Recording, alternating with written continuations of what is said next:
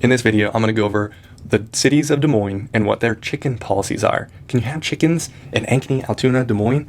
Where can you have chickens and where can you not have chickens?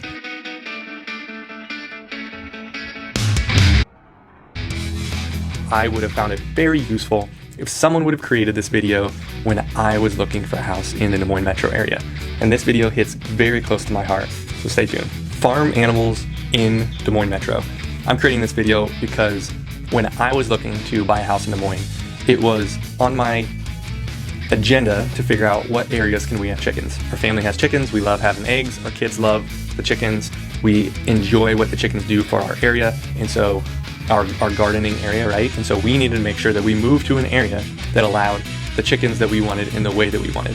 One of the other values that our family has is we value choice and freedom in the things that we do outside of our house, with our yard, in the area. So one of the things that we wanted to make sure of is we didn't have a place that told us we couldn't do things that we wanted to do, one of those being chickens. I'm creating this video because I would have found it very useful if someone would have created this video when I was looking for a house in the Des Moines metro area. Here we go, let's dig in. What cities allow chickens? What cities do not allow chickens? Any other additional feelings that I have about the cities and how restrictive they are on their covenants or city ordinances. So keep in mind, I'm not going to go into each city and the specific association neighborhoods in each city. I'm going to do a general city code. Neighborhoods in Ankeny may have different rules or covenants than the city of Ankeny does. So what I'm going to do in this video is I'm only going to cover the city covenants. So let's dig in. So here's a table that I created that tells the city, do they allow chickens? If they do allow chickens, how many chickens? Now I created this in 2021. So if it is 2022, just know your city may have changed things and you need to figure it out on your own. But this will give you good guidance on the city and we will dig in here. Des Moines probably has the most lenient. And when I say Des Moines, we're talking in an area like this. This is what, on a map, what Des Moines proper would be. This is the city of Des Moines, right? Different neighborhoods inside of the city. So the city of Des Moines, their rule is you can have 25 fowl and you can have one rooster of those 25. There's a certain setback that you have to have the flock or the chicken coop away from any dwelling or neighbor's dwelling. And you'll need to figure that out. You need to dig into the city ordinance and code specific to the city. But just know in general, Des Moines lets you have roosters and 25 chickens, regardless of the size of your property. If you have more than 1 acre, you can have an additional, I believe it's additional 25 birds for every acre that you own. Next on the list, we have Ankeny. Ankeny is one of the more stringent, and if you've listened to any of my other videos, the apple doesn't fall far from the tree when this rule comes about. Ankeny does not allow you to have any chickens, whether they are in a coop or whether they are not. Now, I will preface this, and I am not going to tell you to break the rules, but I do know people in Ankeny that have chickens, and it's commonly they have a larger, bigger backyard. They put the chickens back there underneath a tree, and either are okay with the neighbors are okay with it, and or they do it without getting the neighbors to call them in, because the only one that there isn't a chicken police in most of these cities. It's usually a neighbor that's going to call you in. So keep that in mind.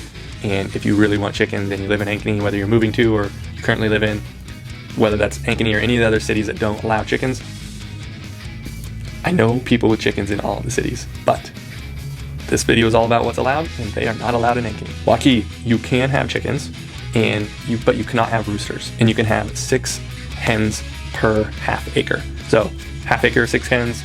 1 acre, 12 hens. 1.5 acre, you're looking at 18 hens. Clive, I could not figure out how many roosters you could have. All it says is 12. So I would say you're gonna have to call the city of Clive if you want to have a rooster, but if you just want hens, I would feel comfortable about having 12 hens. Windsor Heights is going to allow only 2 chickens. Now, I laughed at that a little bit because who just has 2 chickens? It doesn't seem like it's not barely even a flock. I don't even know what the definition of a flock is, but it doesn't feel like it's 2 chickens. It feels like it should be more than that. But regardless, Windsor Heights, 2 chickens. I will say one of the things about Windsor Heights is they have a very tight-knit group of people that watch each other's properties like a hawk, no pun intended. And so if you're going against the rules in Windsor Heights, I can almost guarantee you are going to get turned into the city of Windsor Heights, because that's just how they are. Altoona surprised me actually, because it is kind of more of they feel like a more rural because of all of the acreages that they have. but it does say that Altoona does not allow any chickens. Again, that being said, I know for a fact there are people in Altoona with chickens, so I am a little hesitant on that, but what I looked up, it says Altoona, no chickens. Norwalk, you can have 4 chickens. Keep that in mind when you are moving to Norwalk. Now, kind of a cool thing is Norwalk, outside of Norwalk, there's a little town called Cumming, and just south of Cumming, there is a new development starting called an agrihood, and I'm going to get into that a little bit further in a future video. I'm going to dig really deep into what the agrihood means, but basically it means that people are, there's going to be more garden space, more green space in a development. It's going to be more of a walking space, and it's going to feel more farmy, if you will. So if you are looking for something like that, but still want a higher price point in a new build, you're looking at $400,000+ for the houses is where they're going to start out at. So if that interests you and you want to be one of those first ones in that community, let me know. I can give you all the information about it. But again, it's an agrihood just south of Cumming. Next up on the list, I have West Des Moines. In West Des Moines, you can have chickens. You can have 12 chickens. So 12 is a pretty good number. Not too many folks need a ton more than that, although we've got a handful more than 12. That's just because we order them and they keep chucking along. Urbandale does not allow any chickens. Again, this one kind of surprised me. I feel like they're a little bit more hipster, if you will, but a lot of these policies came into play well before it was cool to have chickens. So it's interesting how each town has kind of morphed this rule and made it their own and made it, a good thing or a bad thing depending on what side of the chicken debate that you're in. Johnston allows 2 chickens. Again, same with Windsor Heights. Kind of weird that 2 is the most you'll allow, because 2 doesn't feel like you're going to do anything, but I guess if you have good prolific egg layers, 2 chickens will get you 2 eggs a day, and maybe that's enough for you and your family. Grimes was surprising to me also. Grimes does not allow any chickens. So if you are looking to move up to Grimes, and a lot of those new developments that's happening in Grimes, they do not allow any chickens, although there's quite a few rural type properties up there that I wonder if, even though it's a development, well, most of the development's going to have an association though, so I think you're going to be pretty limited when you go to Grimes if you're looking to have chickens in in any type of new build.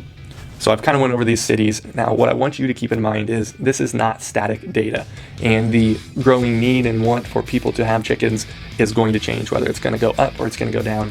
Who knows? We don't know. But what you need to know is if you do want to change the rules in your town, you need to talk to a city or a board member, a city council member. And although it sounds very crazy to do, people go to them for all kinds of reasons. So if you ever heard of the squeaky wheel gets the grease, or the something about a squeaky wheel, I don't know the exact terminology, but if you don't ask for what you want in life in general, but specifically if you don't ask the board where their policy is on the chickens, if you want chickens and your city doesn't allow them, or if you want XYZ and your city doesn't allow them, you need to talk to your board members. So that'd be my first step.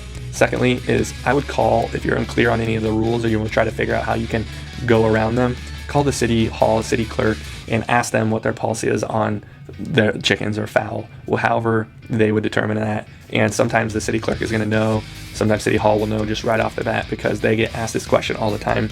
Sometimes they're going to refer you to somebody else. So just know those would be my 2 best points of starting if you want to either change the rules or if you want more clarification on the rules. The other thing to do is there are multiple Facebook pages about chickens and having them in your backyard. So Des Moines Backyard Chicken Keepers would be the one that I would recommend.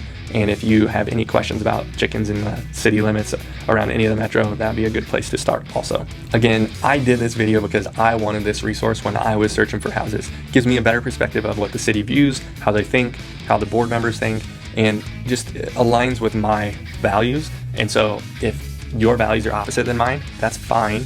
I don't care. But what it does is it gives you a place of, okay, city values are this, I would like to move there because of that, right? If you don't want the urban life or the chicken life or the farm life, or you don't want a rooster, you don't want to hear chickens, then go to one of those cities that doesn't allow chickens. That's perfect. That's not my value, it's your value, but that's perfectly fine. And it doesn't make any difference to me. But then again, if you want chickens for your family and you move to Ankeny, and now you have to tell your 5-year-old that they can't have chickens anymore, it's kind of disheartening, or that they can't have chickens in general, even though you love them and you think it'd be really fun and you think it'd be a good addition to your family. Take that into consideration. Again, my name is Darson Grantham, and I do these videos, this one specifically because it it hits home for me, but I do these videos so that when you're moving to Des Moines or you're moving from one community to another community, you have a better idea of what that move is going to look like, what it's going to feel like, how you're going to embrace that change and feel good about that change before you make the move. So financially, it's not devastating. Mentally, it is not wearing and taxing, but that way you have a choice. You have a place that you want to call home for a long period of time, and it's the best decision for your family. So again, my name is Darson Grantham, real estate agent with Keller Williams. And if you have any questions about houses in any of these communities, or if you just want someone to have your back and your boots on the ground in an area that you're not familiar with, that's what this channel is all about. That's what me and my team do. Let me know how we can help.